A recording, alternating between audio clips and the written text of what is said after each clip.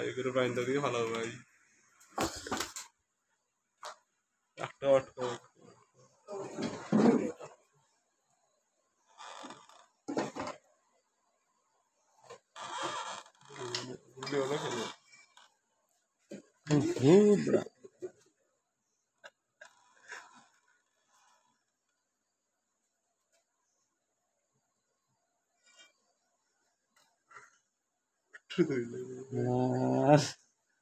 যন্ত্রের আসলে